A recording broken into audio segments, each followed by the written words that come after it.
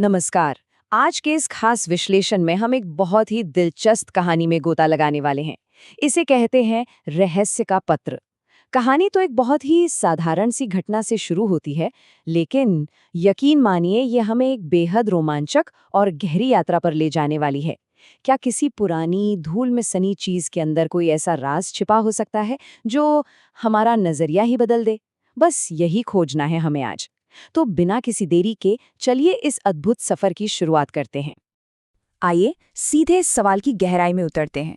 जरा सोचिए, क्या एक पुराना पीला पड़ चुका कागज में छिपा कोई रहस्य सचमुच किसी का जीवन बदल सकता है? हम अक्सर पुरानी चीजों को कबाड़ समझकर नजरअंदाज कर देते हैं ना? लेकिन क्या हो अगर उसी पुरानी सी चीज में एक ऐसा नक्शा, एक ऐसा रास्ता छिपा हो जो सीधे एक बड़े खजाने तक जाता हो? यही सवाल हमारे आज के सफर की नींव है। यह हमें सोचने पर मजबूर कर देता है कि आखिर असली खजाना होता क्या है। तो कहानी की शुरुआत होती है हमारे मुख्य किरदार आरव से। आरव एक बहुत ही शांत और छोटे से गांव में रहता है। एक ऐसा गांव जहां आमतौर पर कुछ अनोखा या चौंकाने वाला नहीं होता, एकदम शांत माहौल। लेकिन आरव वो बाकी बच्चों से थोड़ा अलग है। उसके अंदर एक कमाल की स्वाभाविक जिज्ञासा है। वो चीजों को सिर्फ देखता नहीं है, बल्कि उन्हें गहराई से समझना चाहता है। उसे नई नई चीजें खोजने का, छुपे हुए रहस्यों को बाहर निकालने का एक अलग ही शौक है। और सच कहूं तो उसकी इसी जिज्ञासा ने इस पूरी कहानी को जन्म दिया है। और फिर आता है वो पल जिसने सब कुछ बदल कर रख दिया। एक दिन आरव अपने दादाजी के पुराने कमरे की सफाई कर रहा था। उस कमरे की कल्पना कीजिए, थोड़ा अंधेरा, पुरानी किताबों की वो खास महक और हर तरफ धूल ही धूल। अचानक उसका हाथ एक पुराने धूल भरे बक्से पर पड़ता है। जैसे ही उसने उस बक्से को खोला तो अंदर से कोई कीमती गहना या खिलौना नहीं, बल्कि एक पुराना पीला कागज निकला। और वो कोई साधारण कागज नहीं था, वो एक रहस्यमयी पत्र था। बस यहीं से इस कहानी ने एक जबरदस्त रफ्तार पकड़ ली। आरव ने धड़कते दिल से उस पुराने कमजोर से कागज को खोला। उस पर लिखे शब्द कुछ इस तरह थे: जो इस रहस्य को सुलझाएगा वही असली खजाने तक पहुंचेगा। पहला सुराग उस जगह है जहां सूरज सबसे पहले झांकता है। इस पहेली को पढ़ते ही ना आरव की आंखें चमक उठी। उसे एहसास हो गया था कि वो किसी बहुत बड़े रोमांच के दरवाजे पर खड़ा है। ये सिर्फ एक पत्र नहीं था, ये सीधे सीधे एक चुनौती थी। अब जरा एक पल के लिए यहाँ रुकते हैं और सोचते हैं।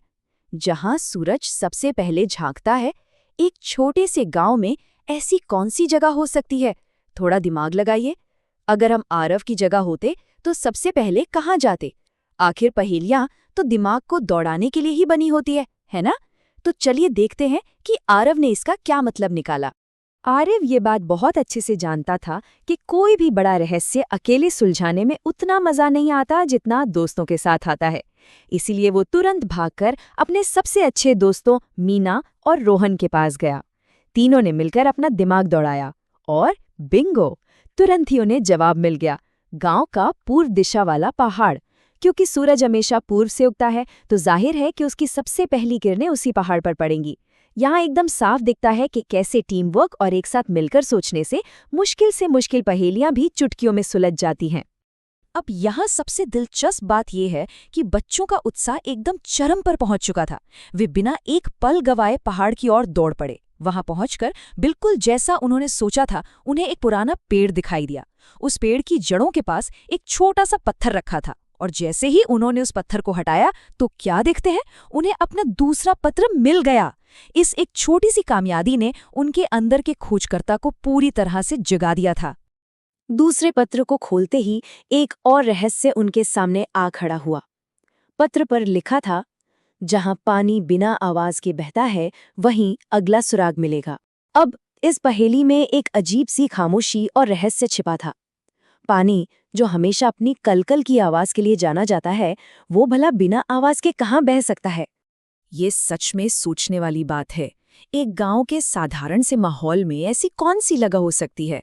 क्या वो कोई नदी है, कोई गहरा कुआं या कुछ और? अगर थोड़ा दिमाग पर जोर डालें तो शायद जवाब मिल जाए। इस सुराग ने बच्चों को भी थोड़ी देर के लिए गहरी सोच में डाल दिया था। लेकिन तभी रोहन की समझदारी काम आई। उसने तुरंत कहा, अरे, ये तो गांव की पुरानी सूखी नहर हो सकती है। क्योंकि नहर सूखी है, इसलिए वहां पानी की कोई आवाज नहीं है। लेकिन कभी वहां पानी बहता तो था ना।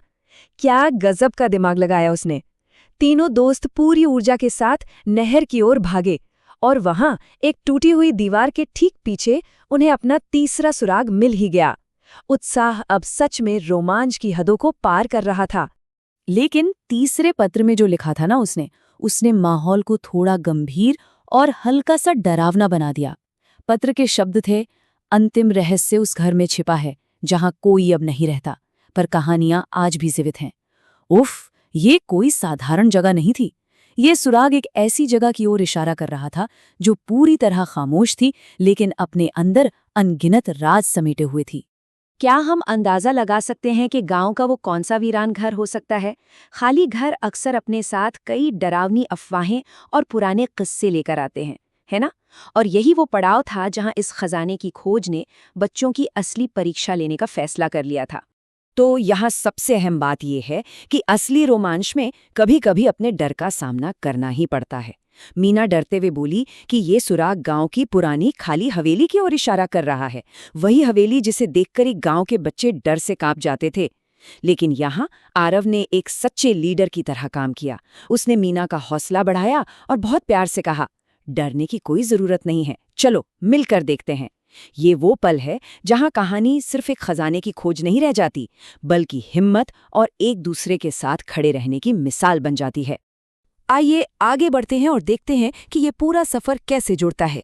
अगर हम अब तक की यात्रा पर नजर डालें तो दादाजी के पुराने सुरक्षित कमरे से शुरू होकर बच्चे पूर्व दिशा के पहाड़ तक गए, फिर सूखी नहर तक, और अंत में अब वे अपने सबसे चुनौतीपूर्ण पड़ाव यानी उस डरावनी पुरानी हवेली के दरवाजे पर खड़े हैं।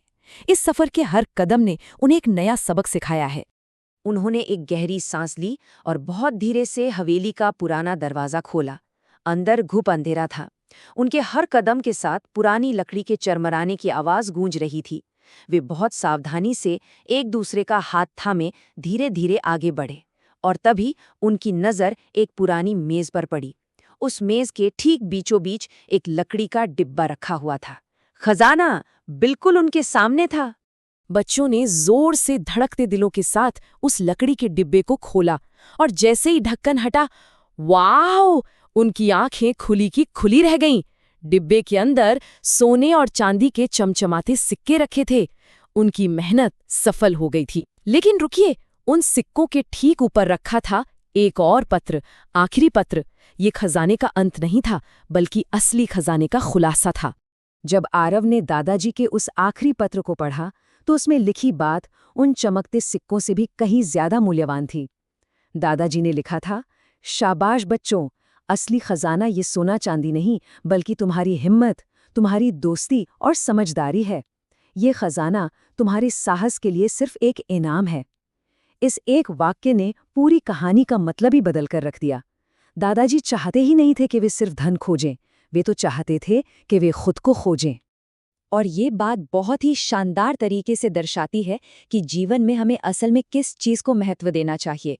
एक तरफ है भौतिक संपत्ति यानी सोना और चांदी, जो समय के साथ खत्म हो सकता है, और दूसरी तरफ है हमारी आंतरिक संपत्ति, हिम्मत, जो हमें मुश्किलों से लड़ना सिखाती है, दोस्ती, जो हमें कभी अकेला नहीं पड़ने देती, और समझदारी, जो हमेशा सही रास्ता दिखाती है। ये दादाजी का एक मास्टर स्ट्रोक था। उन्होंने बच्चों को खेल खेल में ही जीवन का सबसे बड़ा खजाना दे दिया था। तो इस पूरी कहानी से जो सबसे अहम बातें सामने आती हैं वो बिल्कुल साफ हैं। पहला, जो अपने डर पर जीत पा लेता है, असल में वही असली हीरो होता है। सोचिए, अगर बच्चे उस पुरानी हवेली से डरकर वापस लौट आते तो उन्हें कभी वो इनाम नहीं मिलता। और दूसरा, दोस्ती और समझदारी ही जीवन का सबसे बड़ा खजाना है। इन बच्चों ने पहेलियां अपनी समझदारी से और अपनी दोस्ती की बेजोड़ ताकत से सुलझाईं। यही वो खजाना है जिसे दुनिया का कोई चोर चुरा नहीं सकता। इस विश्लेषण के अंत में ये विचार सच में सोचने लायक है। हमारे जीवन में रोजाना छोटे बड़े रोमांच आते हैं, कई चुनौतियां आती हैं। उन चुनौतियों का सामना करते हुए हम अपना सबसे मूल्यवान आंतरिक खजाना क्या खोज सकते हैं? क्या वो धैर्य है, क्या वो साहस है, या फिर वो करुणा है? इस पर विचार जरूर किया जाना चाहिए, क्योंकि असली खजाना कभी बाहर नहीं, हमेशा हमारे अंदर ही छिपा होता है। इस शानदार सफर में साथ जुड़ने के लिए बहुत बहुत धन्यवाद। ज्ञान और समझ के इस खजाने की खोज ऐसे ही हमेशा जारी रहनी चाहिए।